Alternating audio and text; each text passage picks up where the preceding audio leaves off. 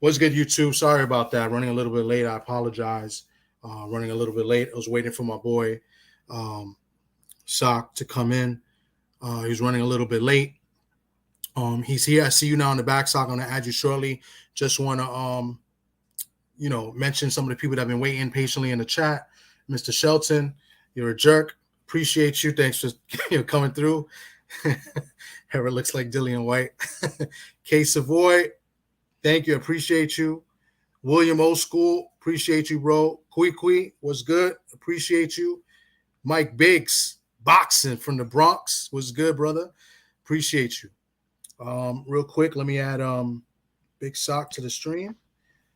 Sock, can you hear me? Good evening, sir. How are you? My apologies for running late. It's all good. It's all good. We are live right now, so anything you say, everybody will hear you, just in case you did not know. Real quick, I'm gonna put the add you to the screen shortly. I got the picture covering us. This is us from the fight. We were there live for the Teofimo versus Josh Taylor fight. And this was after the fight with Jamel Herring and a friend of mine, Joey Santana. Some of you in the chat may have seen Joey and Drew Titans live a few days ago. I asked him to come and join us today, but he's in London at a wedding right now, so he said he'll come by next week. Hopefully we go live again next week, and he'll be here as well. So let's get to it. Sock, if you want to do a brief intro and let them know, where you're from, what you do, and how long you've been kind of the boxing business. You know what I mean? Google me, kids. No, I'm just a fan with an opinion, and I've been very fortunate to be around the boxing game for now almost 20 years. So it's and as a fan, I've been around it. I'm 45 years old. Father's Day is coming up, and basically my dad got me into the love of the sport ever since I was in kindergarten. I remember the first big fight going to my godmother's house was Roberto Duran and Wilfred Benitez, watching it on a supposed to be pay-per-view. I don't know who paid for it, but we saw the fight in a living room full of fight fans, and that's like one of my earliest memories of being a fight fan. So I'm just like everyone who tuned in tonight. Nice. And real quick, before you continue, who won that fight, by the way? Wilfred Benitez. He probably gave Duran, outside of his, actually, happy birthday to Cholo, Roberto Duran, whose birthday is today. Probably outside of the knockout against Thomas Hearns, probably hit the most one-sided defeat he faced. I remember, not to drop a name, but I remember speaking to Bert Sugar about that, and I think he scored the fight at the time 13-2. It was really a one-sided, brilliant mastery by Wilfred Benitez, who is probably the most underrated legend of all time, in my estimation. Yes. I mean, you talk about a guy being a world champion at the age of 17. Yeah. Let that sink in. Yeah. I mean, now guys, when they're 17, they're still, in the amateurs. And unfortunately for Wilfred Benitez, he's not in the best state of health. And some people would probably say, well, it's because he turned pro at 15 years old, and his father, Gregorio, had him sparring world champions like Esteban de Jesus when he was a teenager. Maybe that contributed to it. We don't know. But Benitez is not in the best of conditions. But in his glory days, he was a bad man, and probably, like I said, one of the most underrated legends of all time. Should be talked about more. Nice. Very, yeah. I mean, Benitez is my top 5 favorite Puerto Rican fighters. They said his work ethic was a little bit lazy, though, when he was young. Like, he used to like to go out and party and this. There's some fights that, could have been closer. He may have done better. Had he taken it a little bit more seriously. I remember. I think you sent me a documentary once on YouTube. It was very well done. I Yeah. wish I knew Mhm. the creator of the documentary. Benitez was thought of kind of like a savant. You Mhm. know, I am not a special education teacher or a psychologist or anything like that, but Benitez was probably considered someone that's like on the spectrum of autism, from what people that I've spoken to, and boxing just came easy to him, Yeah. and Benitez wasn't the sharpest knife in the drawer, and it's probably what led to his downfall, to not having the type of longevity that you would expect. Yeah. Because I mean, you talk Benitez started taking punishment late in his career, and he hung around, and he lost to guys that he had no business losing to. Mhm. But Benitez in his prime, he couldn't be touched, and he fought killers like Thomas Yeah. Hearns Yeah. and Sugar Ray Leonard. I mean, the best of the best. He fought them Yeah. all. Everyone except Marvin Hagler. But at the time when Hagler was at his peak, Wilfred unfortunately was on his decline. Yeah. So yeah. And then speaking, you mentioned those 4 fighters. That was the documentary. I think was called like The Fifth King. So they kind of compare him because he fought 3 of them. So Correct. he's got 1 win, 2 losses. Right. The Ray Leonard fight was close. Yes. The cut I think had something to do with it, but Leonard was in his prime, and Leonard was considered, phenomenal. Like, nobody's ever seen like a talent like that at that time. You know what I mean? So, and then Sugar's first. Hearns gave Hearns a tough fight, but Hearns, when I watched the fight, like, I watched on replay, I didn't watch it live, obviously. Hearns won legit. I thought he won the majority of rounds, but it was competitive, so.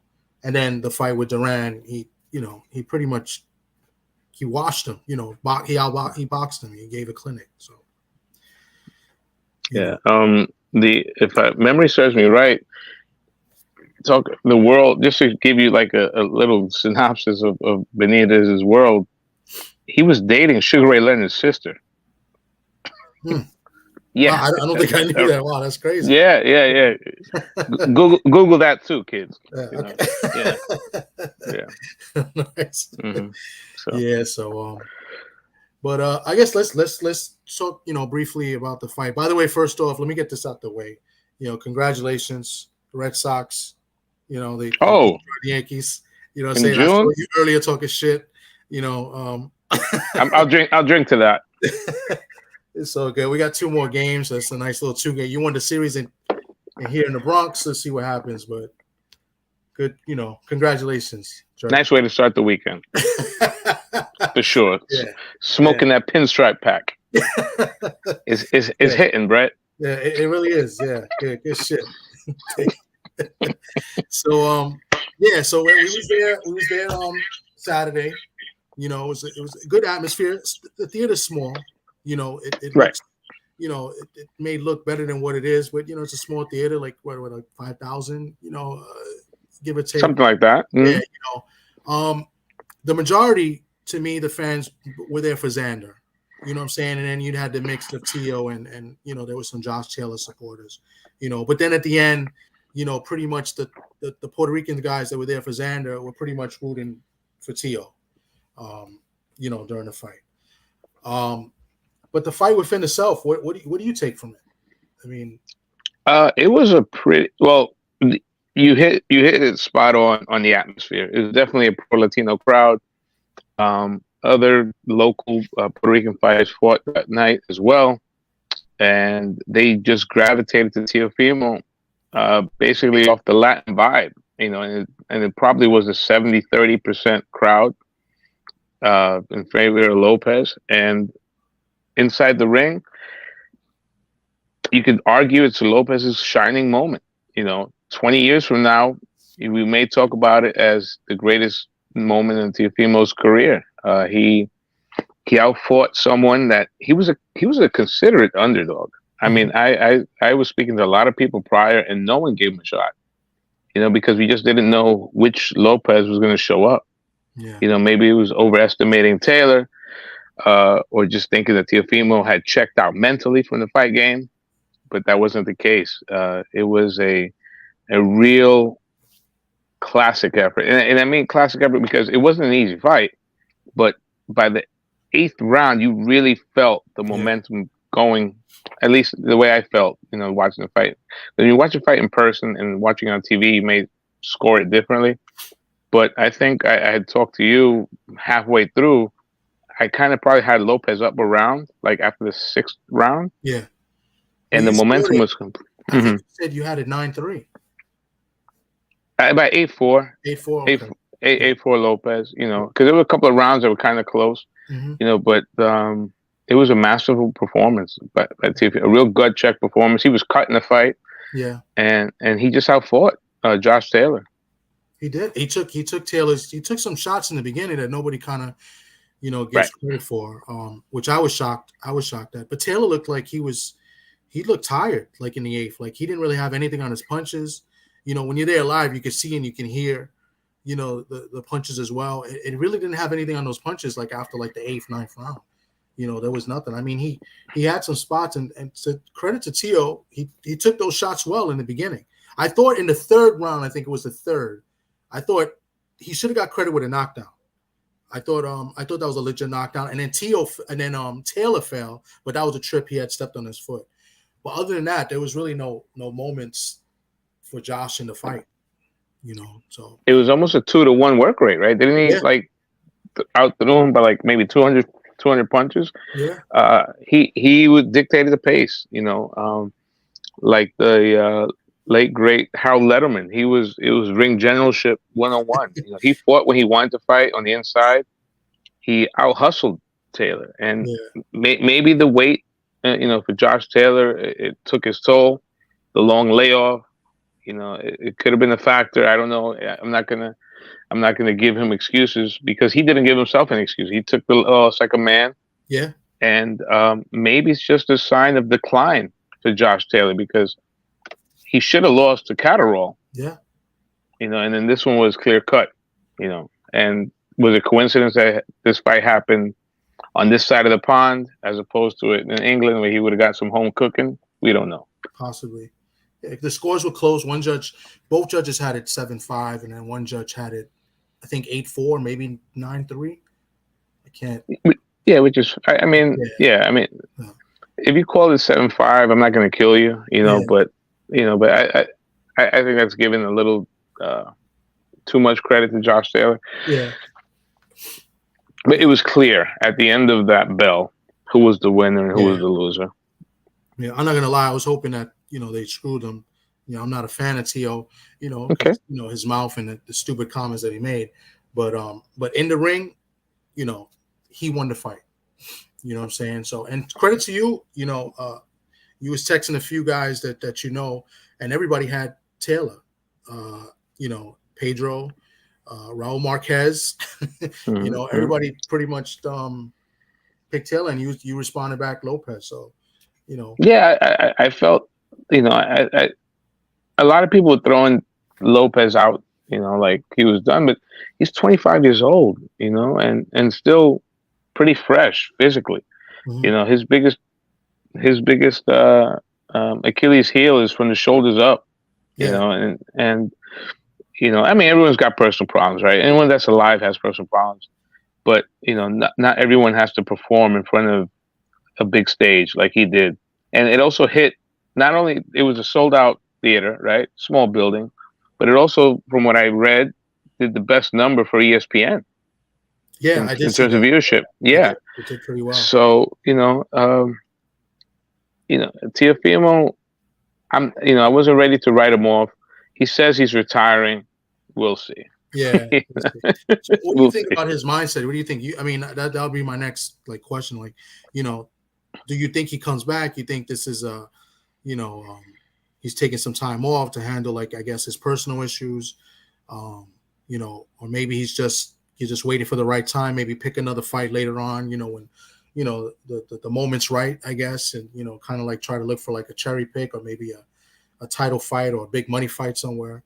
He mentioned like he wants a 10-figure payday. You know, So do I, but yeah. I'm not getting it. He's crazy, you know, and you know they did good numbers ESPN, but you got to remember it was a theater, and the majority it was Puerto Rican Day weekend here in New York, Mm-hmm. so a lot of people were there to see Xander. A lot of the Puerto Ricans were out, you know. There were some Honduras guys there. We would in front. There were two guys in back of us that were, you know, Honduras. Right. So yeah. So what do you think? You think maybe a year? You think, you know, who does he? I mean, a year would not be to his benefit, in my estimation. Yeah.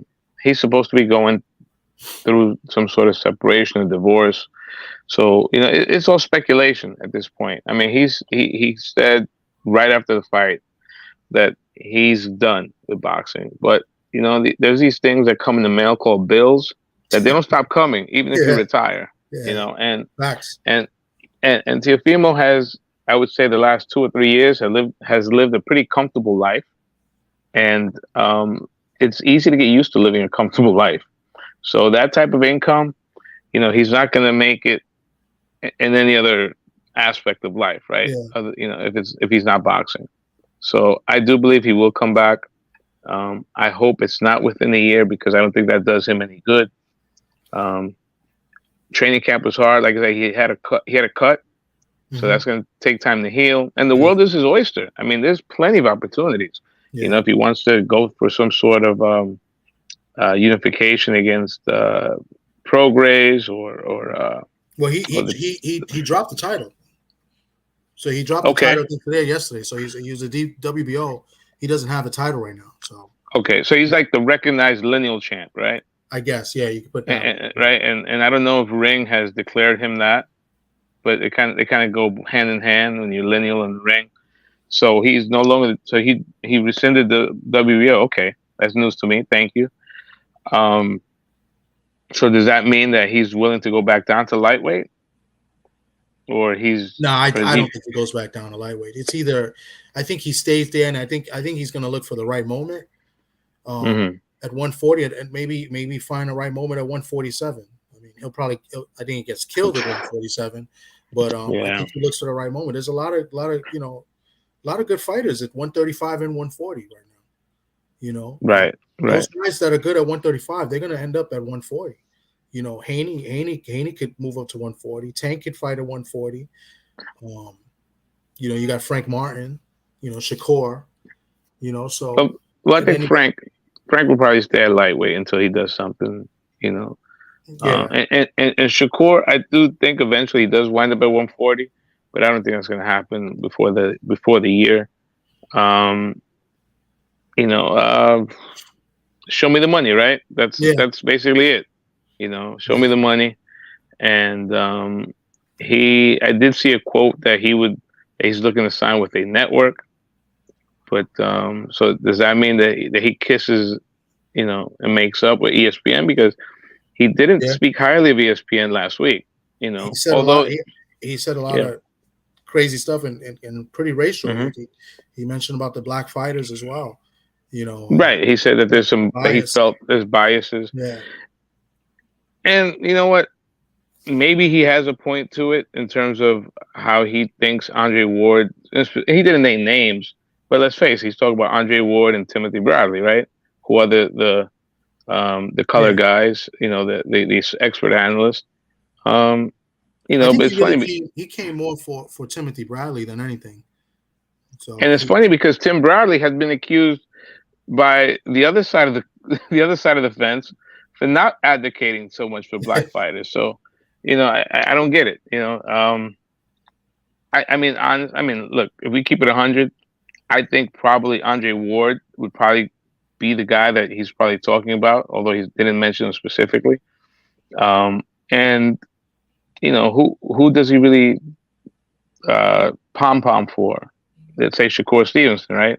But he also he used to be part manager of Shakur Stevenson, so he's vested in Shakur, and there's that interest. You know, it's Teofimo is very emotional, and sometimes you have to learn to bite your tongue. You know, it comes with maturity, and I guess at 25 years of age, he still has a lot to learn. And well, Teo's had this problem for years now. I mean, and maturity is big. because he's come for a lot of people's neck. He came from Canelo's neck. He came from Triple G's neck. He said they were bums, And as soon as Canelo was undisputed, he was there celebrating with Canelo with all the belts. But he was supposed to be in the camp, right? Shit, huh? Yeah, and weren't they trying to get to be in the camp or something with him? So he's a clown. I think. I mean, obviously, maturity is part of it. Goes a long way. You know what I'm saying? But I don't know. He's special. Maybe he handles what he got to handle. Maybe he comes back, and we'll see what happens with him. But I don't really take him too seriously. I personally think he's a clown. But, yeah, I mean, I mean, his father is definitely a character, and not all characters are good characters, right? So, he's definitely someone who,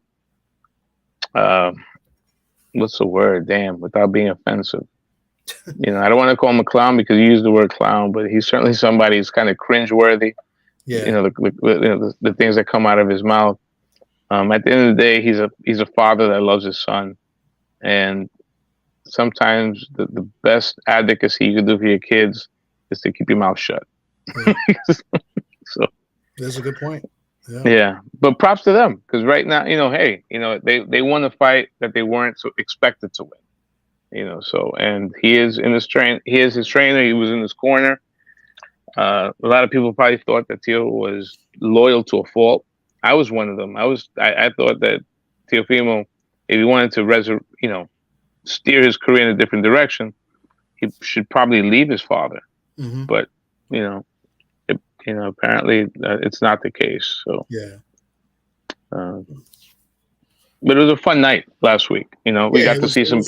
Yeah, we got to see some of the people afterwards. The Xander fight was pretty good. Got to see Xander work. What did you think of Xander? Wow. I think I would have to go back and see it because one thing, I mean, people have gone to fights in person and we see it on TV. It's two different worlds, right? Because you're like stuck in the ambiance of the fight. Yeah. And I think Xander looked good in spurts. Ronald Cruz, right? That's what he fought? Yes. Yeah, he was probably expected to stop him. And I think he dropped Ronald Cruz in the first round, was it? So everybody thought it was going to be a short night. Thought it was going to be a short night. Yeah. And Cruz, lasted. It was 8 rounds, right? 8 rounds? 8 rounds. And it depends who you speak to. Because some people probably would say, well, you know what? It's important for young fighters to get rounds, right? Under their belt, And then you have the other side.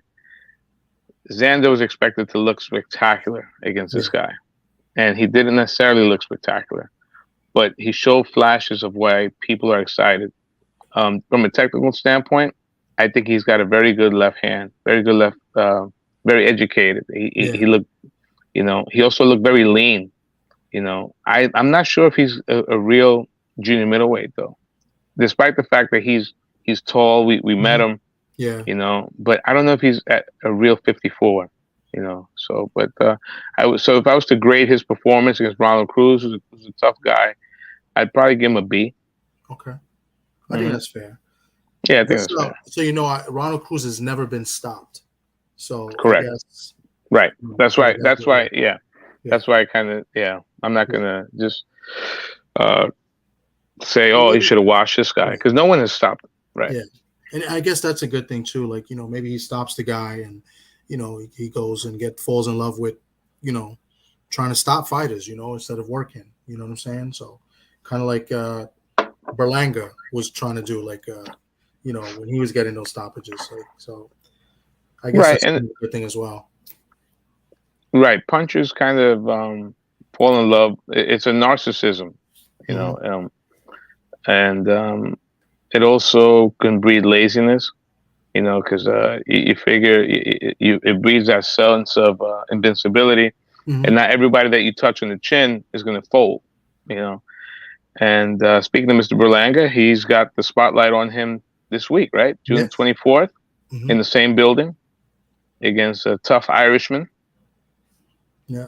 So And you know the guy he's working with, correct? Yes, I know one of his trainers. His name is Mark Ferrate, a good dear friend of mine. Uh, we know for many years. He used to own a gym here in the Bronx for worldwide. He's worked with other world class fighters. He Hmm. worked with Argenis Mendez, who's a former world champion. He worked with Giovanni Lorenzo, and his Good guy. corner. Yes, yes. Yeah. Well, his father, who is one of my mentors, late Ralph Ferrate, who's Hmm. no longer with us, unfortunately, and he kind of basically um, kept up with the family business.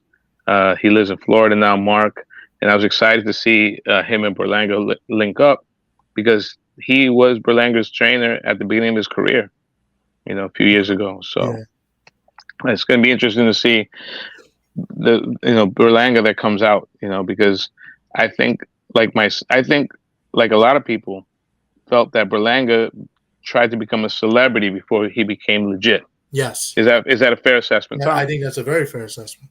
Yes. And it's easy, right? It's Yeah. easy to get intoxicated by fame. You're hanging around with rappers. Yeah. You got a pretty girlfriend.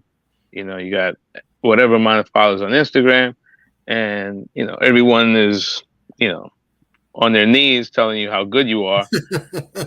And plus he had the biggest platform he could have. I mean, ESPN. Yeah. You know, I mean, they pumped him up like Godzilla. Yeah. So you can only go one way, right? Yep. So and the media builds you up to tear you down. Yeah. So um, to me, he's got a lot of flaws in his game, Hmm. but there's been a lot of world champions that have had flaws in their games. So let's see how he looks on the 24th after a long layoff, and now he's Coming off the departed. suspension too, because he got suspended for the bite. So like Correcto, so right? he's he's got to come That's out and right. show something here. This is a big kind of fight for him to show that he's matured a little bit. I guess you know what I'm saying. We use the word mature again. Right, right. That's cool to use that word mature. Since we're in our 40s, and I'm sure And I'm you know very we, immature. you know, um, you know, that, and let's see the pressures of fighting at home, right? Yeah. Because when you fight, you're fighting at home. You have to, oh, yo, hook me up with ticks, or you got to Yeah. accommodate people, and you're all over the place. So that's things that are distractions. Yeah. And any distraction going into a fight, especially a fight that you expected to win. We've seen guys fall short. Remember, what was his name? Jared Hurd. Oh yeah, Jared. Yeah, he was champ. He was champ. I Came thought out he with a had one of marching the most. band. Yeah. He came out a marching band. Did everything except win. And then he fought. Was it Julian Williams? Yeah, Right, but J he Rock. became champion to his credit. He got the win over Lara, so he became at least he became a champion. Right. At least he. Right. Yeah, Exactly. Right. Yeah, that's true. I mean, yeah, Berlanga will be very fortunate if he became a world champion like Jared Hurd. What I'm saying. I just wanted to draw the parallels yeah. of being at home can be a distraction. I'm gonna backpedal a little bit. See the comment from William real quick. What do you think about that? I don't. Can you see it on your screen I, there? can you read it for me, sir? As Yeah, you see, I he's have my glasses on. Tio and his pops. Tio needs to get rid of his father and hire a trainer and mentor. He needs someone to tell him right from wrong because his father is more of a cheerleader than a mentor. Uh, well, I mean, if you would have told me this, if I would have read this, let's see, if I was on Saturday, if you'd have told me this on Thursday or Friday, I would have agreed with you. But he just won, Yeah, so I don't think that's going to happen.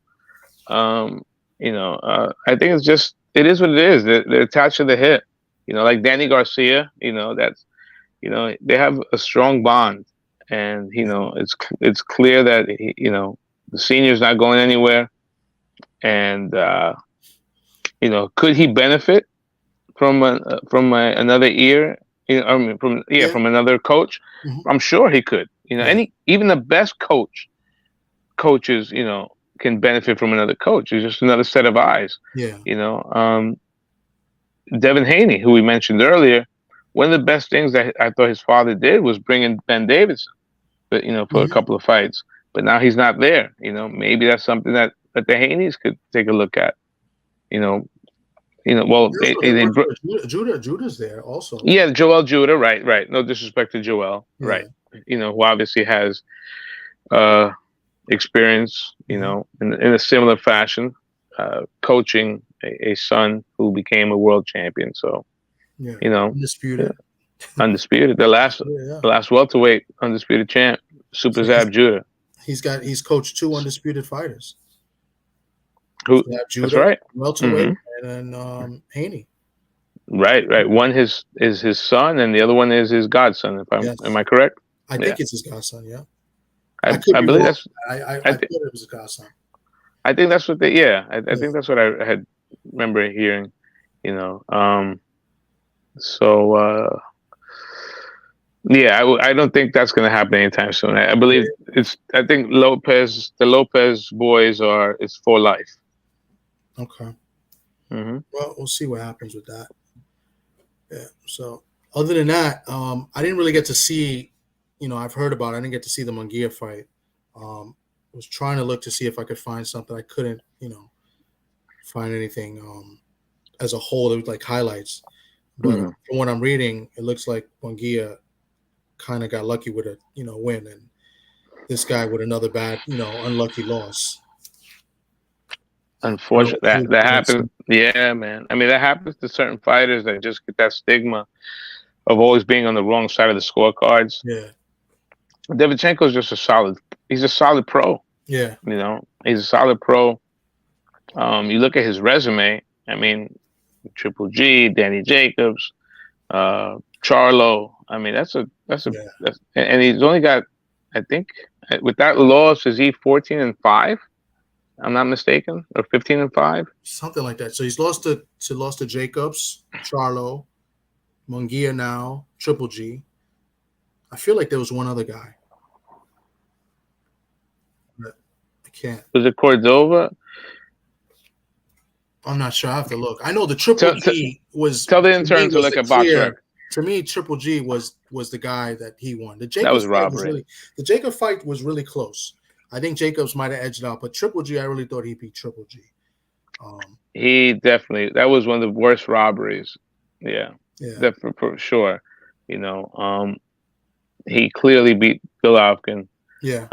It happened in the Garden, and Munguia, he keeps eating his way out of weight classes. He was first in 54, then 60, 68, and Shevchenko is not really a super middleweight, and he was still able to bring that class up. I mean, neither one of them, Munguia, it seems like youth probably prevailed. Like I said, I'm with you. I did not see the fight, so shame on me. So I can't give an honest assessment. Yeah. But from what I hear, it was fight of the year type of stuff. Yeah. Maybe they run it back. Yeah. Mm-hmm. Hold on 1 second. I'm gonna add a friend of mine, Gabe, to the panel. I think maybe he's seen he could add to it. Hold on 1 second. Let me just add him to stream. Introduce you to G5 Gabe. Hold on 1 second. Gabe, what's good, brother? Is he there, Gabe? What's good, bro? What's going on, man? Gabe, this is that's Socrates Palmer, the Bronx Bomber. If only you have Bronx Bomber up there and you're a Red Sox fan. This fucking guy. Hey, man. Hey, yeah. Trolling 101, baby. Trolling 101. Yo, by the way, let me just mention what he did. I'm sorry, Gabe. Let me mention what he did when we met Bill Haney. When we went to take a picture with Bill Haney. Mm-hmm. He's taking a picture and he says, "Okay, guys, say Rick Glazer," and Bill, me and Bill just both laughing. So this guy is self-proclaimed troll over here. Like he doesn't care about that. I invented trolling. Yeah, I invented trolling. I should have patented it. Go ahead, Gabe. So, did you see the Munguia fight? Man, I saw some of it. I mean, yeah, I got it. Munguia is one of those guys that he just get lucky by the grace of God that fights. I mean, the Kelly fight.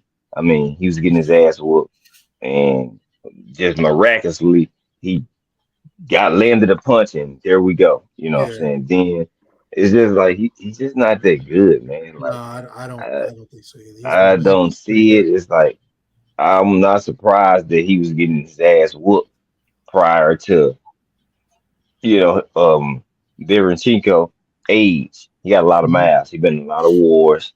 Yeah. I mean, it's one of those things where it's like a home run hitter. You either gonna hit a grand slam or you gonna strike out. So that's how I kind of looked at it with Derenchenko. It's like how long could he last, and would he be able to hurt Mungia and get him out of there, or either he was gonna start to fade because I mean he's older. So it's like, eh, I Yeah. don't know, man. It is just one of those things. Go ahead and fight Charlo or somebody. Go ahead and get in there with a fresh live dog and see what happens. Since it fell apart before, but as long as if he keep fighting these people that he fighting now, one of them is going to be able to hang in there and they're gonna beat him, and Yeah. that's gonna be beautiful Yeah. They get. because I they're think they're trying to gonna put a pad. curtain on him. They He padding he his see, record and it's trash.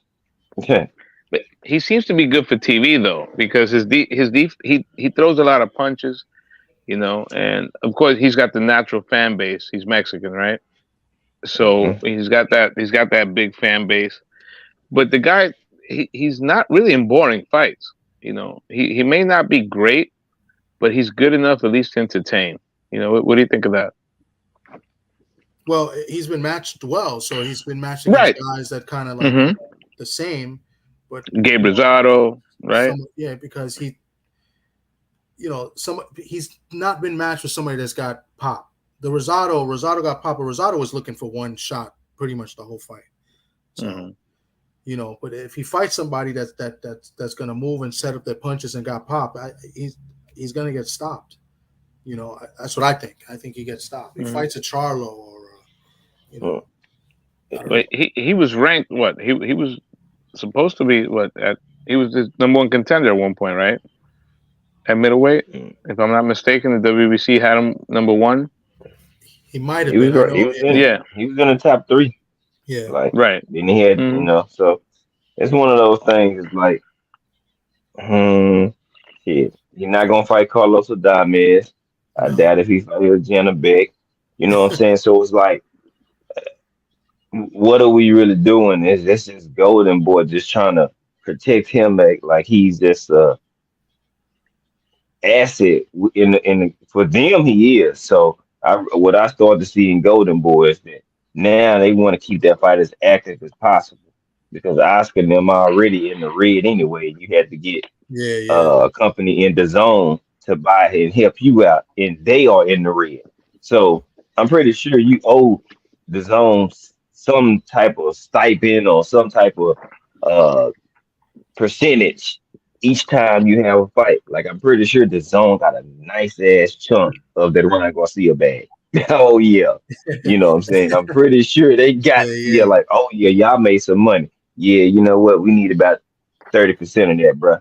You know what I'm saying? We ain't gonna fold y'all, but y'all gotta unass on them funds because we help pull y'all out. So I think they gonna keep matching Jaime up with whoever they been matching them up with, but one of them is gonna go wrong for them. It's Yeah. only a matter of time. When you keep having like close calls, it's only a matter of time before that somebody knock on your door, Yeah. and yeah, it's a matter of time. So I We can mean, say Was, that. they want to keep was, trying. We can say that was about was he? Fundora. Fundora was the same way, right? Because he got hurt a couple fights before, and then eventually got that was a bad stoppage, like a bad KO. So like I can see the same for Munguia. I thought he lost that fight against that guy from Ohio. I can't remember his name. Fandora. Um, shoot, the name I can't remember. I just remember he's from Ohio. He fought him about two Gucci, years ago. I'm sorry. was it Gucci? Was it Terrell I Gucci? I think so. And I thought he lost that fight anyway. I didn't see the fight. Back to Munguia. Was he still with Eric Morales? Munguia. I don't. I didn't see it, so I don't know. Okay, because that's I have another to go tell back and sign. look. Yeah, that's another tell sign when guys start bouncing around from trainers. I know Eric Morales had worked with him for a couple of fights. Mm-hmm. I know they're both from the same area from Tijuana.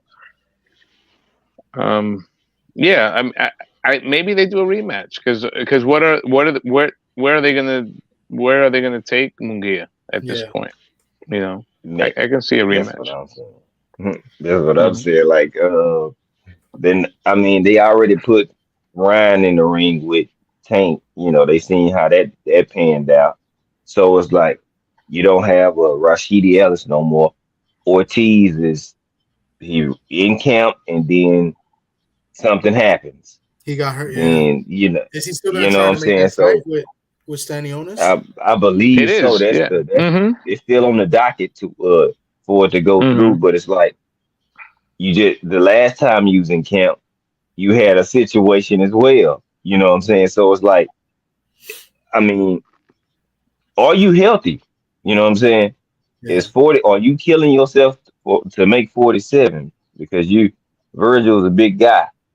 You know what I'm saying? And he's young, so he's constantly growing. So I'm I'm starting to think like maybe you killing yourself, trying to cut weight, Mm-hmm. and because he has struggled with his weight before, he's not go. So look at his assets. What all does Golden Boy really have? You know what I'm saying? So Yeah. it's like They Jaime is, Bam Rodriguez, right? They have him. yeah, yeah, but they Yeah, know Bam wants the he's probably the smoke. number one. Yeah, yeah, he is, and Bam He's, wants the smoke. So it's not gonna be oh, is he gonna fight this? But he want to fight this guy? Nah, Bam is like, nah, I want that fight. Go send him a contract or get me one type of energy. Jaime more so, mm, I just fight whoever they put in the ring. Yeah. Nah, And so isn't Ryan trying to leave Golden Boy? yeah, he's gonna have to go through court and buy himself out because yeah, Well, now I he's mean working with. rightfully so though. I mean they Yeah. left the man on the stage by Yeah. himself. They left him hanging like what I'm saying. Like you told your prom date, hey, all right, wait out front. I'm about to go get the car, and you just drive the hell off and just leave and never come back. It's kind of like what they did. They was like, man, we did all that talking before this fight. We can't face this media. You know what? We're not even gonna show up. You know what I'm saying? So Yeah. I mean, he got every right to leave their ass. That was some Yeah. shady bit, janky business, man. So I I mean, mean, he See, got a they better I trainer want to. now. I'm excited. I want to see him get in the ring with Derek and see what happens and see how he looks. You know, Oh yeah, uh, they doing a one lot that of repetition stuff yeah, right I think now. They got he's trying to get to fight Rolly. I think that's what they're looking for. that's probably the best hmm fight in terms of it sells itself. I mean, they Yeah, got the natural animosity from the famous sparring session, and I think it does well box office. yeah, they both got stopped by Tank Davis. You know what I'm yeah, saying? Right, So it's like right. they got a mutual common opponent, and now you're gonna see of the losers. I hate to say it that way, which one is better? yeah, Unfortunately, so it's kind of like you get to see who's who. I yeah, mean, in the real fight, we're gonna see what's what. Sparring, you got bigger 16-ounce gloves and or 12-ounce, whatever they choose to spar in, and headgear on. Now we're gonna be in a real fight. And even Tank even said Rolly can crack. You know what I'm saying? Like Duke can punch. So can Ryan. So it makes for an interesting fight. it's And that Ryan, I reach mean, on the frame. Rolly has a super belt as well. So it's like if you Yeah, he's got win, the yeah, you are the super champ. So it's kind of like it's a win-win situation. But if you lose, then what? yeah, You know what I'm saying? Then what? yeah. Where's your mindset gonna be? Because Derrick James has to deprogram all those bad habits. You know what I'm saying? Like, so it's Correct. gonna be a lot of repetition. You know what I'm saying? It takes 21 days to create a habit. So they're gonna be doing some of the same stuff over and over and over and over till it comes, natural to them. But look for small marginal changes in game and adjustments in his game. Tell anybody anytime they change, don't expect this masterful change right away. It's gonna take at least No. 3 fights for him to start, Yeah. download the system. Now, if you take 6 months off and I'm saying you might be more adjusted then, but in a sense you still gonna have to get used to that command. It's like hearing that coach even when he's not around in your ear. And now you got a new voice in your ear because you went from Goosen, then before that it was Reynoso. So it's like he got to sit his ass down. Yeah. You know what I'm saying? He got to be still so he can like properly get groomed or developed in areas he needs. Mhm. There's a few things he can add and they'll make his ass a real dangerous fighter. So Yeah. I mean, he has talent. So I think that's Probably one of the his big. problems. I'm sorry. Yeah. No, I was gonna say. I mean, and before that, his father had basically trained him. Yeah. So it's. I think what the tell signs if a fighter has changed is when he hits some adversity, because when you hit adversity, your natural instincts kick in, and that's what happened when he fought Tank. The lack of basic fundamentals and not being able to check his emotions kicked in, and that's what got him knocked out. A lot of wasted punches. And does Ryan really want it? Because after watching the fight again, and I remember live time, he quit, right? Yeah. He quit. So, how bad does he want it? Or is that in his DNA? I think it's that. I think that's one of it. And then, and Gabe was mentioning the different trainers. I think it's something I think Ryan thinks he may be better than what he is. And that's not necessarily a bad thing, because I think he can be very good. It's just that he may think he's too good to be coached or to listen to what anybody has to say, right? Because if he's been with different coaches, like he can't stay with one, and he's and even in the lead up to the fight with Tank, you see him doing, training on his own and doing his own thing, and with these different little videos of him, shadow boxing or whatever the case may be, he's doing what Ryan wants to do. He's not really listening to to any of his coaches or anyone else. He's a high maintenance guy, and I think but he was humbled. So let's see, if his ego is checked at the door, and he's obviously working with someone who's had a lot of success in Derek James. Yeah. And speaking of Derek James, let's talk about what do you think? I know we spoke about this behind the scenes, and I already know who you're looking at, and we're on the different sides here. But Spence and Crawford, who you got and why? Or maybe it's too early to tell. Like maybe you want to wait till the press conference, the week of the fight. But talk to me. Me? Sock. Oh, me. Okay. I know who you got. Oh, okay. I wasn't sure. I was like, I know who Gabe got. And I know who you got as well. But let the people know, because me and Gabe are on the same page, except that we're a little slightly different, but we got the same fighter. And I know you got the other fighter. So I'm picking Terrence Crawford. I think Terrence Crawford is the better fighter. I think he's also the guy with the less miles on his body. I think he's also the guy with less bad habits. Terrence Crawford seems like a gym rat. I mean, I don't know either one of them personally. I know, like what most of the fans know. I know that Errol Spence is someone who likes to do what I'm doing right now. All right. I also know that that stuff and being a world-class fighter do not mix. He's someone who flipped his car over. He wasn't drinking Kool-Aid when that happened.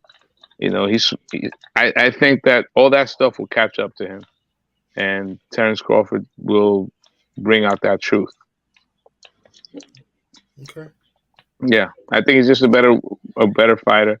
The resumes to me are about the same. They have a couple of common opponents. I'm picking Crawford. Do I think he stops Errol? It's possible.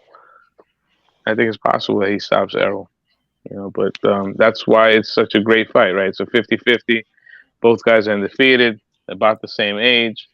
It's probably it's not like what the way the media has tried to portray it, or it's this era's Leonard and Hearns. No, and Leonard and Hearns were like 24 and 26 when they fought, or younger than that. These guys they're almost on the way out.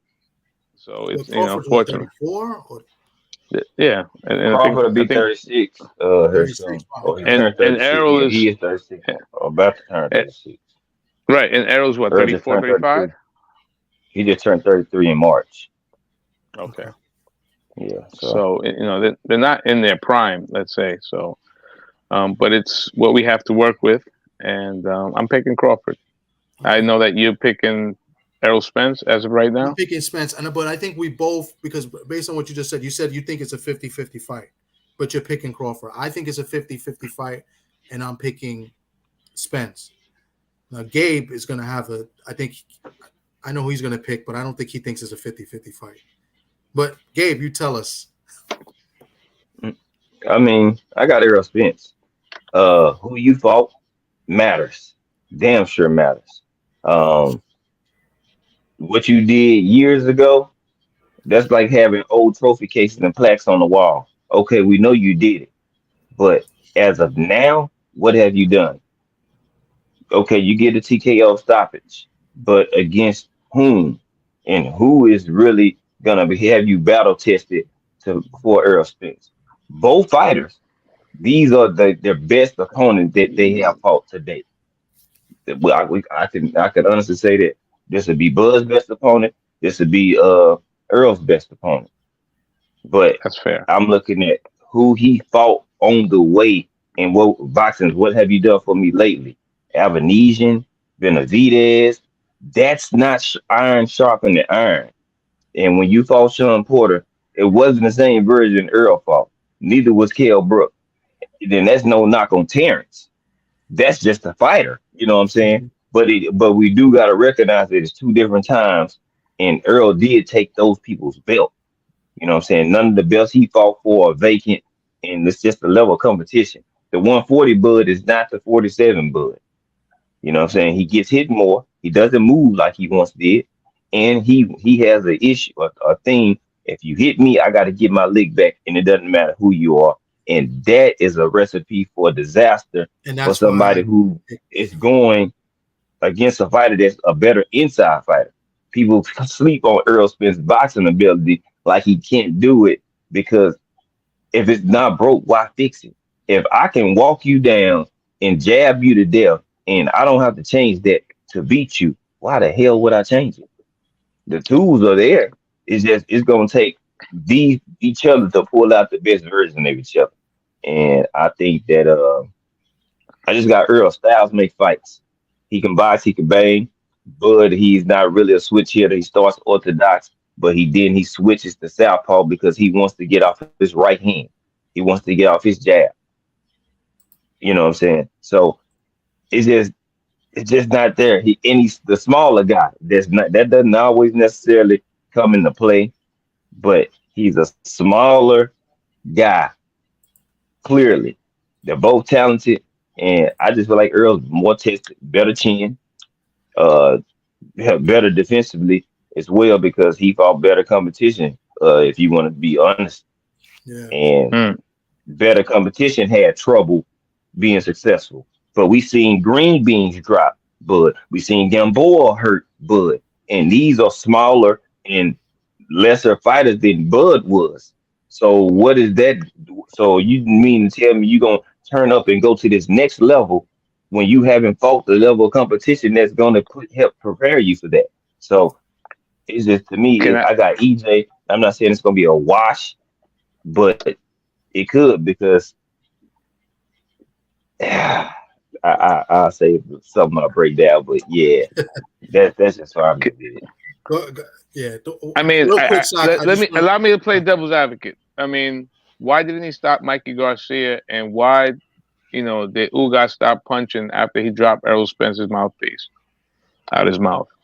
So Errol has shown vulnerability as well. It's just not one-sided, and I think that when he fought Danny Garcia, Danny fought a safe fight, right? Danny fought to fight another day. So I'm looking at Errol after the car accident, right? Who has he? Because I think they're two different people, right? Since the car accident, who did he fight? He fought Danny. And he's for Ugas, yeah. And for Ugas. That's it. I don't think either one of those guys came to win. I think Terrence Crawford's coming to win. And that's gonna I don't think that's fair though. I think you got really. Danny Garcia didn't come to win. That's what I'm saying. I think you got Danny Garcia came to get paid. Yeah, I think you got to. I was at both of those fights, so I can speak on that. Yeah. I was in the building for both. So Danny came to win. It's just when you go against somebody that you can't do nothing against, or you can't do nothing. Like he tried, he got a few good licks, but it wasn't enough. And that was an Earl that wasn't even fully invested in or all the way 100%. And it's like then Mikey Garcia, the dude shelled up because he was getting his ass whooped. I mean, he's a bigger guy. He should have stopped him. Not necessarily. The bigger man don't always stop the smaller man. That man was training to survive because he knew he was taking a chance where he can possibly get his ass whooped. He was out here, I'm the better boxer. I'm going to outbox him. Everybody, the media, all the Hall of Famers, everybody putting his narrative out that Errol Spence can't box. So what does Errol Spence do? I'm going to prove y'all that I can box. So I'm going to outbox this man for 12 straight rounds. Then what? What y'all going to say? That's not even enough because he didn't stop him. But the whole narrative of leading up to that is that Errol Spence cannot outbox Mikey Garcia. That was the blinking, blazing headlines. So I mean, he was the favorite. He was the favorite. Yeah, he was. That don't mean anything. And remember, Mikey was coming up. Mikey had come up one weight class because he was one weight class. In the 35 list, if I'm not mistaken. Mikey at one point, of course. And Mikey Garcia was a fine fighter. Yeah. During the time Earl got him, he was a 4-division champ, and he was pound for pound. He had already beat Robert East and all them guys, so he was the guy. He got in there and got broken. Adrian Broner, he busted up Adrian Broner too. No, Mikey's biggest problem is that I don't think Mikey liked boxing as much as the people around him like boxing. Mikey's a hell of a talent. I think, but what about Ugas? Ugas looked like something happened in that fight. Like, damn, I'm going off script. I'm not supposed to be doing this to Errol Spence. Like he stopped punching for no reason when he had Errol Spence rocked. Ass whooped. It was. I'm telling you, it wasn't even rocked, man. Look, Danny came for the check, and that's Danny's MO. Danny has had fights that he has basically he did the Patrick Ewing. He blew the layup. That's Danny Garcia, right? And Danny has lived a good life, and he gets paid. He's not there to win at fights anymore. And he fought Ugas. Ugas dropped in the mouthpiece out his mouth, and he's like, "Oh shit, I'm not supposed to be doing this." So I'm talking about Errol after the accident. It's two different people. But let's see what happens. Actually, he's a better fighter, and the ref said stop, so he stopped. The man wasn't even physically hurt. I got great seats where I can see up close. That's why when he bounced off the ropes, he got right back to action. A hurt fighter stays and runs and holds and stuff like that. That man wasn't hurt at all. Punching? Why did Ugas stop punching? Because the ref said stop. That was the whole reason for Earl Spence even stopping to look down. Yeah. Come on, man. They even told you. I'm sitting right there at the fight. The man said, "Ref, stop." That looked fugazi, but hey, okay. Good. But he stopped punching and he looked down to get his mouthpiece. He still got caught. It still couldn't hurt the man and drop him and put him out. So so if I got a new set of teeth and I don't get go give me a new mouthpiece molded, that's just some stupid shit on Earl Spence's part. That don't have nothing to do with nobody else because that mold is not gonna fit your new teeth. Forget if it's comfortable.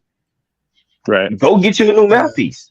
Like if it's not fitting snug, you gotta fix that problem. That's nobody else's issue. So that's on him. That's just some nigga shit. Like what you can go afford to go get it. Now you got multiple mouthpieces that fit. Now they don't come out. So I mean, after that they say, well, why Ugas stood in front? Well, he couldn't hit him in the ribs at first. So He just started banging him right below his ribs and below his guard to make him move and expose himself. The same Ugas with the same style that beat Bud twice couldn't do it against Earl. They was like, well, that was the amateurs. Where people carry amateurs shit all the way to the pros and ride that wave That's all the right. Who time. guys Look at fought? Savannah He fought Marshall. Crawford in Look the at amateur. Lomachenko. Look at all these guys that they passed that pad and mentioned they amateur resume and what happened there.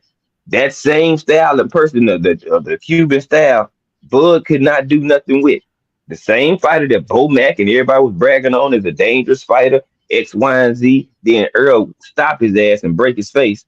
Now Ugas is a bum. It's not just Well, I believe Earl's a better fighter. Earl has the better again. corner. Come on, man. He whooped Manny Pacquiao ass. He whooped Manny Pacquiao ass.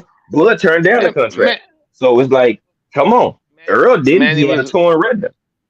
So it's like, that's Ugas' best win is the Manny Pacquiao fight. He beat a 40-year-old Manny Pacquiao with a bad calf. And then what about the he had a loss that he should have won. Okay. He Bud fought Abernathy. But he beat Delorme, right?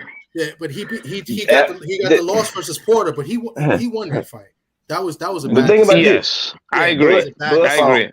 Benavidez just fought Abernathy. Who's a burger. All them. Benavidez is a burger.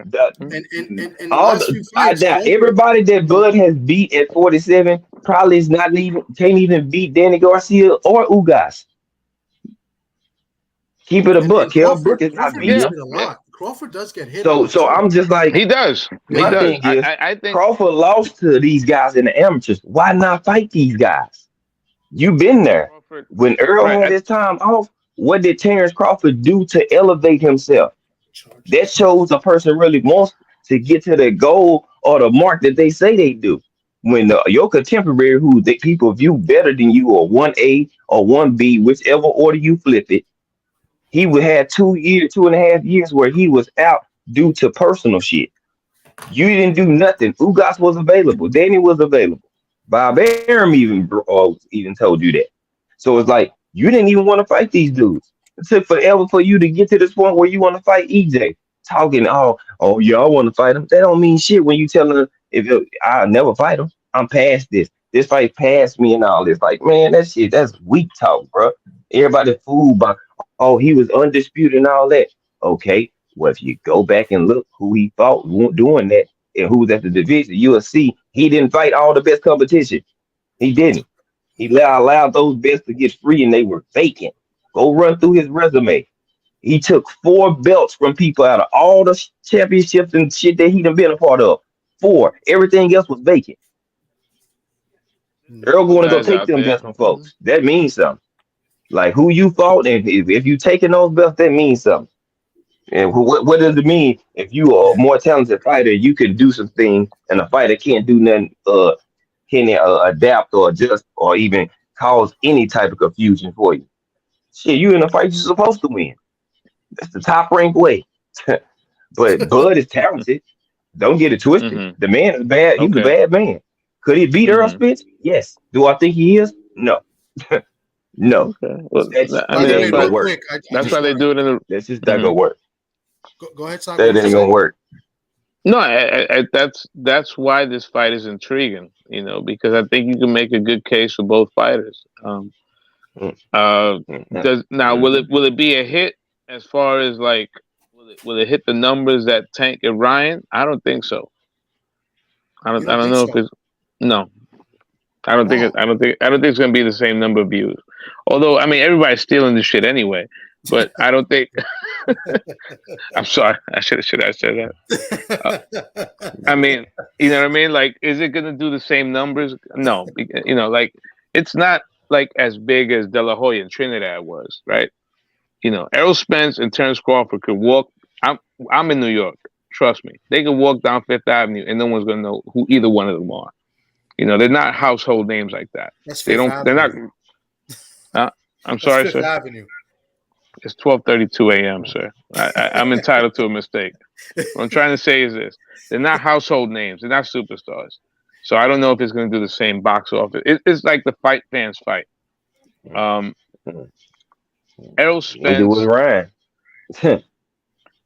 but Ryan is a bigger name than both of those guys. You think Shit, so? no, no, But, no. I mean, Oh no. there's people. Well, like I said, the proof is in the pudding. How many buys did they do? Hmm. Well, Yeah, Crawford doesn't yeah. really sell. I think That's it. Spence And Right, outsells Crawford. right. Yeah. And yeah, Bob Aaron said last year that he lost money with Terrence. Yeah. Right. yeah. And Errol Spence.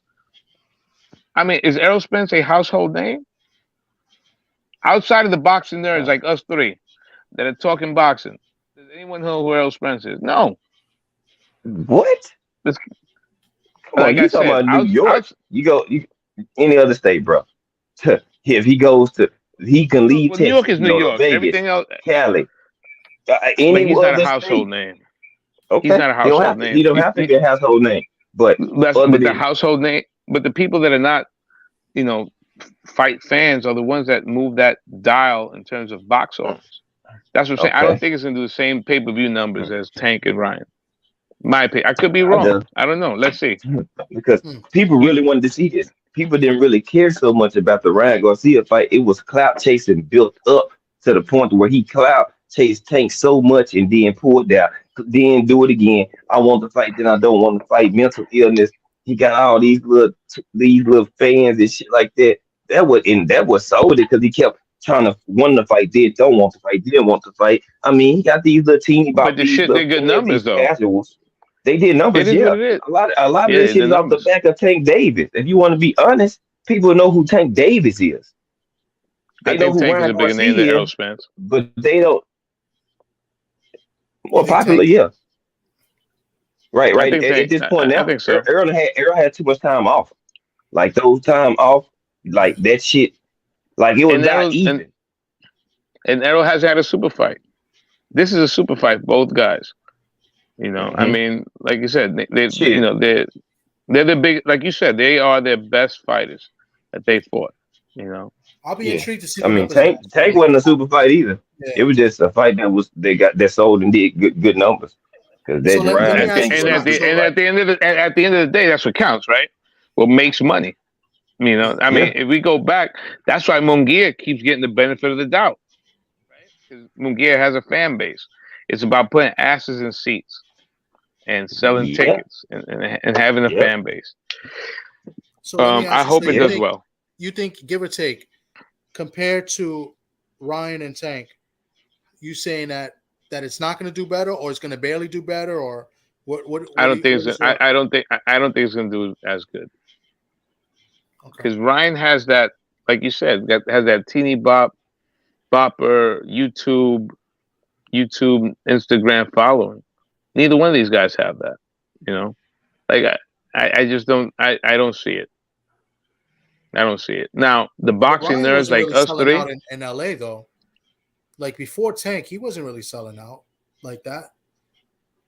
He I was selling mean, against like he fought what Fortuna. that Honda Center when he fought that Filipino cat. Mhm. I mean, he's got The, a fan the, base. I the mean, biggest audience he had was like 13,000. You know what I'm saying? That's that's a cool. good house. But, That's a good house. but okay. But Earl They Spence get at 50% capacity, where you couldn't even fill it up, still had 17,000 in Jerry's world. By the Like way, Sock, and I don't know if people you and know people this. have 100% Yeah. capacity and can't even do that. So Earl's how gonna did put asses in seats no matter where he goes. He gonna at least give you 300,000 pay-per-views. Tank didn't have over 250,000 before he paired up with Ryan. This fight was built up. Neither one of them did. So yeah, Tank doing breaking records and having 19,000 people at the Barclays or whatever the case like that. But before this fight, he hadn't did a pay-per-view over 300,000. So I'm trying to tell people like, shit. That's why Earl was bigger. That's what this fight with Ryan put him over EJ in my opinion for the numbers because shit, that one fight is bigger than what what's anything their EJ has done. what is their guarantee purse? Is it 5 million or 10 million? No, no, no. They ain't double digit. No, they got I guaranteed think it's 10 million is the well over that. 10 guarantee. million, Yeah, right? I yeah, think 10, well I over think 10, 10 it's now. 10 10 million. million guaranteed, right? Yeah, Hmm. that's what I think. It's 10 million each. Okay, and I then could be whatever the wrong, but I pay-per-view. think it was double digits. I It think was 10 10. million. It Yeah. was 10, right? Mhm. Yeah, that's what I said. Either 5 or 10. I wasn't. I remember seeing something like that. Okay. What? I mean, I don't have my computer in front of me, but what was the Garcia Davis numbers? It was over 300,000, right? Yeah, a little bit over It, 300. it, it no, it was more than that. It was way more than that. I think it was. Oh, that one was 4. I think it might. They said it, It did it went was for. I didn't think it fluctuated hit. I three, didn't think it hit four 4. hundred or something like that. That's what it Yeah, is. Yeah, his was. But yeah. the only reason I said that because it was like some people said it was 250, then it was 300, then it was saying Yeah, it's that's why I 400. thought it So it was was over. kind of It like was barely it, over 3. you know what I'm saying? So I'm like, I guess I can say it's over 400, I guess, but it's kind of like you had conflicted kind of stories. So say he did 400, okay, cool. But Hmm. leading up into that, other than that's showing that you growing. Like doing COVID, Earl was able to sell 350,000. Pretty much every fight has done at least 300,000. So you can carry that going in. Now you pair it with a Hmm. fight that we want to see as the fan. Yeah, we could have seen it some years back, but it's the fight that we still want to see. People only wanted to see Ryan Garcia because he talked and clout chased so much. They want to see him get his ass knocked out, not because it was a fight that we was clamoring for. We didn't really give a Right, damn about right. that fight. But the fact that he talked and he talked and talked and cloud chased off Tank so long, he didn't have a choice but to finally get in the ring. It's basically what Bud did. You say you want to, then you don't want to fight Earl. You never heard EJ say that he doesn't want to fight Bud, but you'd heard Bud say numerous of things contradicting himself multiple times. Until the drinking thing, the man don't drink no more. Like if people listen to what the man say, the man been stopped drinking. The Well, since the accident accident, fucked I him up. think. Well, Yeah, he I mean, been done. You know what I'm saying? Like, hey, okay. that's all I'm gonna say. Like, I live in Dallas. I mean, when I was training and Oh, running the do track, you? like, See, that's what yeah, I was trying to tell you. Oh, no, well, I mean, I no, knew he's been no, that. I mean, I knew he's that. he's been That in that Jerry's no. world. So that's what I Dallas was going don't to have ask nothing to next. Like, do with he it. was at the Uh, Ugas fight. yeah, So Dallas don't have nothing to do with it at all. It's just about what I see in the ring and what I see a person doing. Like I don't care even if Bud was from Dallas or if they was from shit Alaska. That's about what you do and what you bring to the sport. I don't give a damn where you're from. Like if certain shit did happen with Bud or Bud didn't do certain stuff, yeah, I would have no problem. But if who you fought, that shit means something. That's like a team. You can't go play the damn I got a question that's the totally Texans. random for you. You know, I'm gonna say this: you can't go play the Texans all season, then get to the playoff, and then play the goddamn Chiefs, and then think, oh yeah, well I went undefeated all year because I played these people. Now I got to upgrade my level of competition. Oh, I'm gonna get the same results. That doesn't necessarily happen because you haven't tested yourself. So that's how I'm looking at it. Who you fought matter, and if you haven't really had that test, shit, you will see. As I said, I can't wait for this. I've been waiting on this fight. I've been waiting on this one. go ahead. So you had a But question because I was going to ask something too. Go yeah, ahead. yeah, go No, ahead. because has Errol Spence passed another Texas welterweight, Donald Curry, in your estimation? Because that was my guy growing up, Donald Curry from Texas. I think he's. I think that whose legacy is on the line more.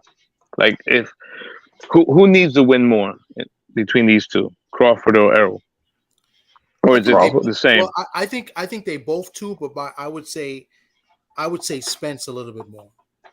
But I think they Mm, both need it because it's been a fight that people wanted for a long time at 147.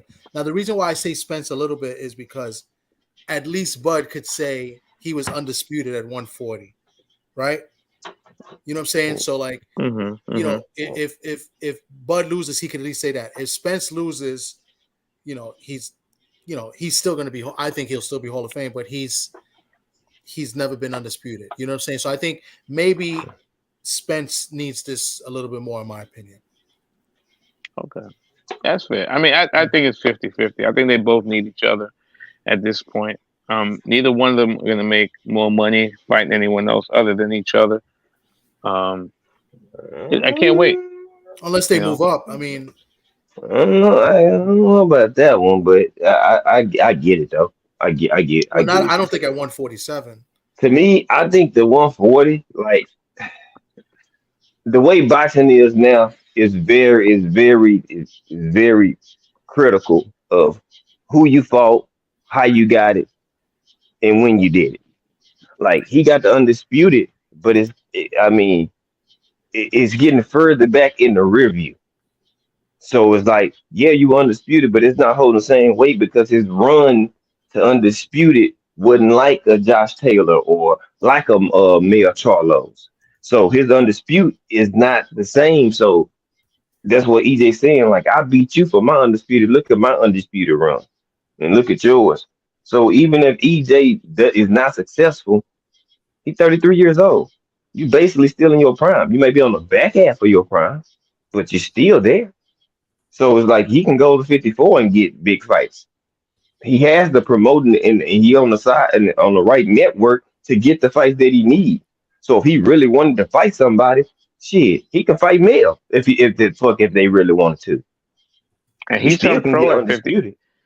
He turned pro Hmm? at 54. He turned pro at 54, Errol, and they've shrunk him down. If I remember right. Do you think the He weight had is one going to fight be at an issue? 54. Do you think weight could be an No, issue? no, That he he's never makes missed weight. 47 comfortable? Okay. He's never missed weight. So I mean, that's my thing. He hasn't missed weight. Never. People say, oh, well, he even if it's getting tough for him, you don't see him having the same energy Devin has about the weight. You know what I'm saying? He's like, it's hard, but you know what I'm saying? Because he's been doing it, but he's still doing it comfortably. Like he in shape now. Shit, he in damn good shape. He got No, on a suit I and think they're no both going to gut be in nowhere. good shape. Yeah. Bud face is more puffier. If you want to be honest, looking in these press conferences, Bud face is more puffy. He holding more weight right now. Okay. But you know what I'm saying? I mean, you just gotta know body and structure to know that shit. You could look at his face, his jaw is way more puffier right now. He's the one that's holding more weight. But I mean, I think they both need this fight, but without the network, like where is Bud going after this? You see what I'm saying? Like Yeah. Well, they both got a people rematch the clause zone the in. zone didn't want to Win sign or him. lose. Now you got a 2 fight deal with PBC finally. You know what I'm saying? But it's like all these people were going and not wanting to do business with you. So you kind of this was your lifeline in a sense. Black Prime, you did one fight there, but if it was worth it, you would have still been there. You know what I'm saying? So Mm. like You said it's kind you of s- like hmm, no. you good? You said there's a rematch clause, Tom. Yeah, Yeah, there is a rematch they got a clause. rematch off. Yeah. Yeah. So he got a 2 fight deal They with got him. a 2 fight deal. He getting 10 this fight. I don't know what the rematch clause. It may be 10 more million. Who knows? Probably Yeah. so. So it's like that's a damn good deal. Shit. That's Yeah. what I'm saying. Mm-hmm. That's a 2 for 20. Shit, I'll take that. That's guaranteed. Yeah. So if I win or lose, I'm getting 20 million guaranteed plus the sales in the back end. So yeah, that's a Mm-hmm. sweet deal. Real quick, what do you Yeah. think? So like But obviously, Sock, you said Mm. that you don't think it's gonna do better than Tank and what? Garcia. Gabe, what do you Mm. think this fight does? Go get some water. Yeah. Uh, What do you I think? What think do you think they'll do? I think that get between You think so? 700 Wow. to Okay. yeah, I think Wow. it is. I'm not even gonna lie to you because people wanted to see this fight. That's the difference between Tank and Ryan. Yeah, it might be popularity and stuff like this, Yeah. but people actually want to see this fight and been wanting it. And now that it's actually here, look at how people are acting and moving across YouTube. And now that this fight has been announced, Well, now with the drink press some water, conferences, man. yeah.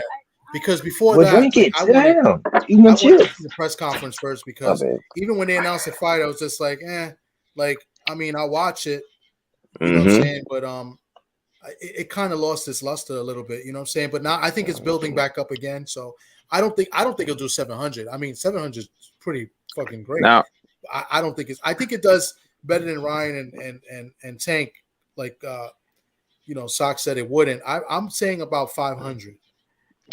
okay. Now, Well, you said 500. Tank them did. Ryan the Tank did 1.2. So No, they now did. we I thought they did over. I thought they did over 3. You said over 4. it They did killed it. 1.2 million. That's what I'm saying. Oh, It okay. I thought killed. about the It buys. killed. That's what we talking about. That's how many buys they It had. killed. 1.2 million. It killed. Oh, yeah. I don't Oh have the shit! I numbers. didn't know it did It that killed. much. It's not Yeah, gonna do that much. yeah. Now here's something. I got. We're all adults, and if you get offended by this, that's on you. Bob Arum had said before that one of the hardest things to do is to sell an African American fighter. We have 2 African American fighters. Will they do the same type of pay-per-view numbers without a Mexican on the back end or without a Latino fighter on the back end? That's a factor when it comes to pay-per-view. Your thoughts? So what? Real quick before you say, but what about Mayweather and Pacquiao? Is that like a? Is that like a? Like Pacquiao's a phenom. Yeah, But Pacquiao's a phenom. He's not Latino. He's a phenom. Pacquiao's a phenom. Pacquiao is. He crossed over, and plus he made his bones, killing all the Mexicans. So he had that fan base, Pacquiao is on that, handful of household names. He's a global name. Okay. It's not. That's part of the reason. I mean, if you look at Floyd's pay-per-view numbers, I mean, outside of what Zab, Zab and Shane, right? We're like his. Those are the only 2 that he didn't fight a Mexican on the pay-per-view. Gaddy was his first. Berto, the last fight was. Ain't nobody see that fight. Ain't nobody see that shit. Nobody see that shit. And I like Andre. No, I know him since he turned pro. Ain't nobody see that fight. And that's why I think. I mean, when you have a Latino fan base, that moves the needle. That's why I don't think it's going to do the same commercial. But outside of the boxing nerds like ourselves, it's the fight that everyone's going to be, betting each other with, on. It's split down the middle. I think it's split down the middle. I think so. The only thing is, I think Bud, he can't start slow, and that's he starts. He's slow. a slow starter. Yeah, he is a slow starter. He can't start slow, and Errol too, though. Errol hasn't blown anybody out. I think they're both. I think it's going to be a very tactical fight. The first 5 or 6 rounds, it may be very simple. I think there's going to be a lot of respect from both fighters. That's how I see it. I think there's going to be a lot of respect. Yeah, in both their minds, it's a big fight. So they're going to be. Of course. Yeah. And it is a big fight. So, I'm just speaking like in general. Yeah. To the casual fight fan. It's not the same. I think that I looked at Crawford almost like a mini version of Holyfield. I think like the fight starts when he gets clipped. And like Gabe had said, that could be dangerous. That could go against him. Like Gabe had said, he's not gonna. He may regret that, against a big puncher and a bigger man like Errol Spence. But when's the last time Errol Spence starts somebody? It's been a minute. When's the last stoppage he had? Well, Ugas. with the eye jammy, right? He gave the eye. He broke his shit. Come on, man. right. But when's the last time? When has Bud broke anybody bone? To sleep? And who Bud stopped last? David Aberdeen. That was number 6 in the WBO, and he in boots and dirt. Algeria. Come on, man.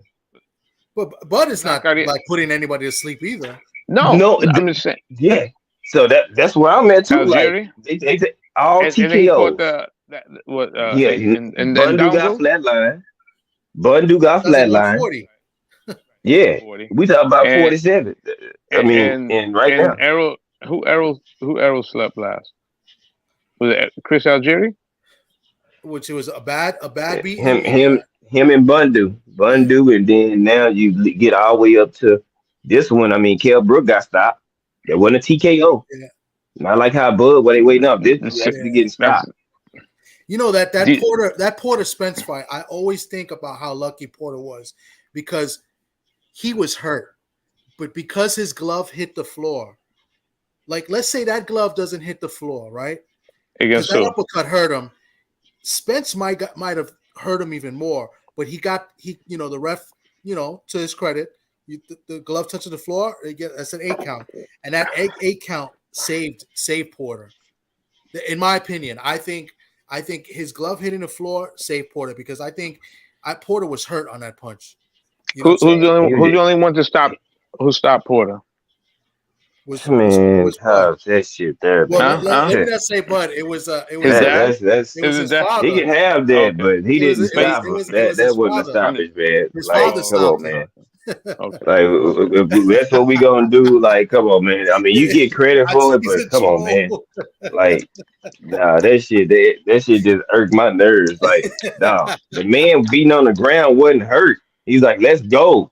Then your father throwing the towel. That shit's weak, bro. Like, him with the stop. I can see if he was like hurt, but hey, to each his own. Bud got the stoppage. It counts. It is what it is. Was Kell Brook damaged goods when he fought Errol? I don't think so. No. That was a competitive fight too. It was. Shit, he didn't fight. But you don't think he was? Do you think he's the same fighter that after the Triple G fight? Yes, look at the performance he put up. He like, come on, this is not hard to see. Like, he had his belt. Brook winning. I had Brook winning up to like, I can't. It's been a while. Up to like the 7th or 8th round. I had it a close fight, but I had scored it. I was scoring it for Brook. Errol pulled away. Then Spence took over. Mm-hmm. I thought he fought well. Okay. Now credit. I mean, he was in his hometown as well. So, yeah, that's why he gonna fight harder. Like, shit, you at home. You're not trying to get embarrassed in your own backyard. Like, and is there any proof, like scientific proof, that the one eye socket can cause the other one to be as weak? Like, because it was the other eye, right? Because then Triple G hurt one eye. I think Spence hurt the other one. It wasn't the same eye. But I don't know. I'm not no doctor. Yeah, and that same Kell Brook, the old broken eye version still had Bud eye split. You know what I'm saying? Off of straight jabs. Like, he couldn't stop the straight jab. So I'm like, but Jay tell me that he's so defensively minded and all this and all that. Well, he can't get out of the way of a straight right. Okay. All right. He's gonna switch. He's gonna switch. He's gonna switch to southpaw. That's what Bud's gonna do. So I mean, but either way it go, how we look at it, Bud got the stoppage on paper, but all that don't mean shit because now the fight that everybody wanted to see is here. So now we're gonna see how this shake out. You know what I'm saying? May the best man win. I'm a fan of both fighters. Just a bigger fan of Earl, and whoever win, boxing win. Because shit, we need to see it. I'm hoping it's a great fight too, and I like both fighters. I like. I agree. I think it needs to be a great fight. Yeah, I really like both fighters. I mean, with so much built up tension, animosity, and things of that nature, man, it only can brew into a great fight, man. Like, look how long. I don't think there's that much animosity. I think they like each other. I think it's about respect. They have respect for each other. They don't necessarily may not like each other like that, but they have a respect for each other. What they do, they take care of their family. You know what I'm saying? They both fathers. You know what I'm saying? Like, they got a lot of shit in common, and they both boxers, so they got respect for each other. Now, for liking each other, they might feel like Earl might feel like he said before, Bullet's corny or whatever. But I do respect him as a man, and you know what I'm saying, how he move with take care of his business. So I think that's more so what it is, just a respect of, because they got so much in common. Now, after these fights, could they sit down and become better and friends? have a beer? Absolutely. Yeah. I think Errol would love to have a beer. Yo, you're such a dick. But I think some Ray and Bud of love.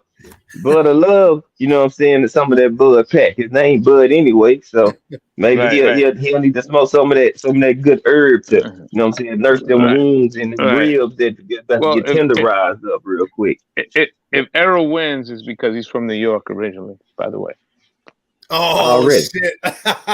you already Already. know. You already know. That's cool. That's cool. But Texas raised him. It's like the last good coach the Cowboys had was from New York, Hey, Bill Oh, Parcells. Bill Act like Parcells. act like you know. He's a Bill. I already Damn know. Cowboys. That's big tuna. I'm a That's Cowboy fan it. anyway. That's my That's it. guy. That's Yo, my I was guy pissed too. at Jerry. I was pissed speaking at of that, Jerry real quick, fired him. I'm gonna Pissed. intervene because I'm gonna probably end it in a minute. But speaking of that Gabe, a couple of things we want to do. We want to do not just boxing. We want to do sports overall. And Mm-hmm. the reason I added you on is because I've been speaking to you like at least once a week, at least by phone, and obviously we in the chat. And I know we do fantasy and we talk all sorts of sports, and obviously Mm-hmm. Stock, he's one of my best friends. I have two really best friends, a brother to me, and we always argue and talk sports. I don't know if you saw earlier, he's a Red Sox fan, and I had to congratulate him. But obviously I hate the Red Sox as a Yankee fan. So we want to do Beat y'all other sports. ass. Yeah. Another sports and stuff like that. So, High five, Gabe.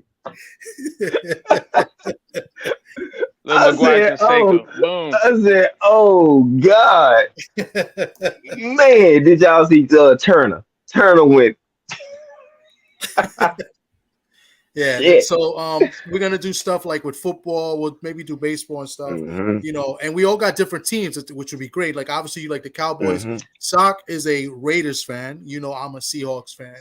And we have other people with different teams, which is great. We all talk, our smack and stuff. So we, that's one of the things we're gonna do. Another thing as well, Sock, I don't know how we'll do this. I guess we'll talk more. Obviously, we talk almost every day. Is how we can kind of like, maybe get guests on the show as well and kind of like grow more, you know what I'm saying? So this is like the first real live that we did and I did, especially this brand. Still experimenting, trying to grow and get accustomed to this YouTube life. You know what I'm saying? I mean, I've been on lives because I've been on lives with Gabe and other channels and stuff like that. But doing it, to grow and maybe, put some more exposure on some of these fighters and, even some of the fighters you work with, because you work with fighters here in the Bronx. So, so just wanted to see, Gabe, get Gabe more involved and a couple other guys that I know, that have bigger channels than I do, to get these, more exposure and to learn, right? Like That's one guy the you say, beauty. like Raul Marquez, Raul, Yep. he must know a lot, And is Raul Marquez is in your area? No, you said he's in Houston. Houston. Houston. Mm-hmm. So Yeah, yes, that's he out why there. He out there with Regis. He out there with Regis and all Right. them. He deal with them hands on all the time. Like, look at the Showtime recent interview. They there together. Him, Oshagi Foster, Regis, Mel. Shit. He Nice rock with them little, too, man. yeah. They got a nice little thing going. Yeah, man. They love that dude, man. Like, yeah, they rock with Raul tough, man. His son, he rock his with son them turned tough pro. too. Mm-hmm. Yeah. His son turned pro. Nice kid, Giovanni. Yeah, I seen his fight. Yeah, I seen the fight. I hope he does well. Because he was commentating the fight. I think his debut or something. He was a commentator for it or something, or one of the fights, second one or something like that. And he came out. I was like, okay, he got his son fight. He could fight. All right. Well, guys, I'm gonna cut it. We've been on for a minute, and getting dirty looks over here. So yeah. So but it's been great. This was a nice little experience, nice little good conversation we had going. I thank you, Gabe, for coming on. Sock, of course, I thank you with your expertise. And Gabe, it's been an honor. Thank you. Oh man, hey man, pleasure to meet you. I had heard about you, man. So I was like, man, I'm gonna let the brother get going for a second, then I'll pull on up, man, Yeah. and we'll rock out, man. There's plenty of things How I many? want How to, many? How many pick your weeks? We, brain we got on. to start a little countdown. How many weeks to the fight? Is it Uh, July we got 29th? about they got about 5.5, about 5 weeks now. Yeah, about 6 weeks, right? So 6, we're like a five, month six and a weeks. half. So And the summer yeah, goes give by or take. Yeah. fast. Should be Yeah, here quick. So yeah. Fast. So yeah, so hopefully maybe next Friday we try to do something next Friday. I don't know what's going on. My son is graduating next Friday, so I don't know what we're doing. Congrats. And then it's his birthday the next day, and my wife's birthday's the next day. So What I don't your know if old next Friday ass? I'll go on. Maybe we could do something. Maybe Sunday, or we'll figure it out. We'll talk and try to set something. Maybe do something quick and do a recap of the fights tomorrow, and Look, Tim Zoo fights, right? yeah. We got Tim Zoo And Regis is and fighting Regis fight. Puerto Rican kid. Mhm. So, El Zorro. I never seen that kid, so I can't even talk shit about him. It's smart. They keeping Tim Zoo busy. Yeah. Yeah, It's good. it's Good good. thing. Yeah, Absolutely. get rounds in, and he gets some more experience. And what I'm saying, he has a chance to get better. So Yeah. He's not you know what I'm fighting saying? he's fighting a tough guy though, right? Tomorrow. Yeah, Yeah, so that's not he should win, but he's not fighting a cupcake. No. This is not a layup. Mm-mm. Right? So yeah. Now you William, got to thank go in you there for and stopping by, perform. William. I appreciate you. So yeah, so I'll let you know. Maybe I'll, and then maybe we'll do something next week. Maybe we'll open up the panel more for a few other guys, so we could just talk. We could talk boxing, and we could bring in all the football. We got, and then maybe we get. Talk about my damn Rangers. Yeah, God you're damn a it. Rangers fan. I spoke to Reno a little They're earlier. playing good ball. They're playing good ball, the Rangers. Yeah. Yeah, we just lost today though. Red bastards. Against the Blue Jays, right? Yeah. Yeah, you got to beat them punk ass Blue Jays, man. I was going to say something else, but you can't say, it's Pride Month. I was going to say something else.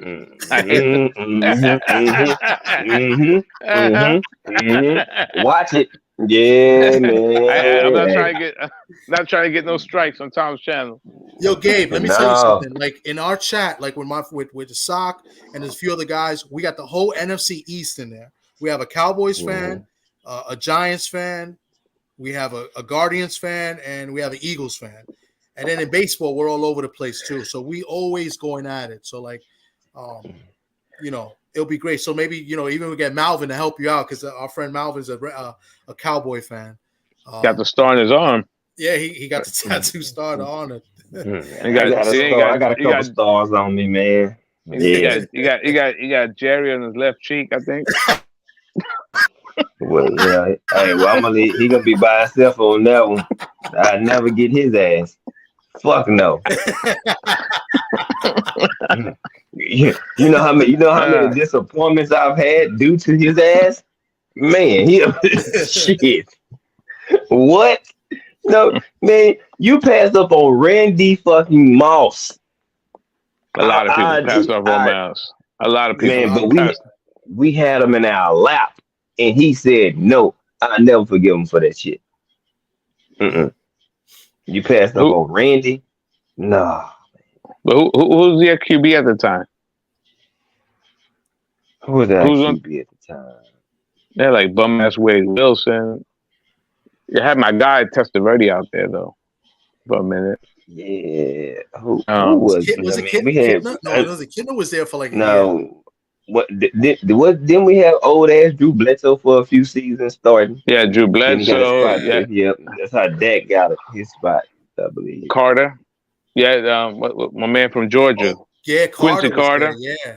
Quincy Carter. Oh man, Mr. 8-ball shouting. Man. Oh man. Throwing them ducks out there. High as hell in the game. But he wore the star. Shit. Star. It's all good, man. All right. Now we do it again, man. I'm gonna It's a pleasure, sir. But we'll talk. Yes, sir, man. You know what I'm saying? And I appreciate you guys as always. I bet you Dr. Pepper that Terrence Crawford beats Errol Spence. I bet you a case of Dr. Pepper then he does it. Shit. I got a case that says he gonna need all 12 of those cans to put on his bruised up ass face. Oh damn! Oh damn! Can't wait. Then, yeah, it'd Like be Bart great, Scott, man. like Bart Scott said, I can't wait. Oh man, it's gonna be dope, man. It's gonna be dope. Yeah. But man, Thomas, I don't want you to I don't want you to get hit with a Bible. So That's you know, and that was a good one too. you know what I'm that's saying? probably what And I'm slap with 3 scriptures that you know what I'm saying, you go get that scolding look. So you know what I'm saying? I'm gonna go ahead and you know what I'm saying, fade the black real quick and let you get to your wife. Sorry, You laugh 'cause it's sorry, true. wife. You know what I'm saying? You can have Thomas back. He's a brother. We don't like him. Not like that. Nah, but man, go ahead, get to the wifey, man. It's a pleasure with you brothers, man. yeah, You know for what I'm saying? sure. We'll do it again, man. And shout out to the chat, man. Make sure y'all smash my brother like button, man. Yeah, you know what I'm about to do. It's time to smoke now. Get my mind right. I got to say that. I keep forgetting to say it. I don't even think about that. But the chat, I appreciate everybody that came through today. Everybody pretty much bounced us late. A lot of people on the East Coast here. So time to go me, or they're hanging out. You know what I'm saying? It's Friday night. You know what I'm saying? So Yeah. I'm too old. Tomorrow, my first off day. Yeah. This is my first off day. Shit. So, Lord, like, Shit. and I'm thinking about going to work. So that lets you know where my mind at right now. So Make that paper. Hey. Yeah. I hear you. All right, gentlemen. Let me just hit this outro and end it. Peace. And then have a great night. We'll talk later. I'll hit you both up. I mean, y'all too, man. You know where to find me. You have to add me to the group. I'll talk some shit with y'all, man. Yeah, hey, if you with it, I'll add you. Yeah, that's fine. So, all right, man. Y'all be good, bro. I'll be very happy. Oh yeah, you know. Shit. Yeah. All right, guys. Them boys. Peace, man. Let me hit this outro. Nigga said them boys. There we go. Not even minicamp. He bounced. All right, just stay right there. If I end it, we can talk real quick. Just stay right there. Hold on.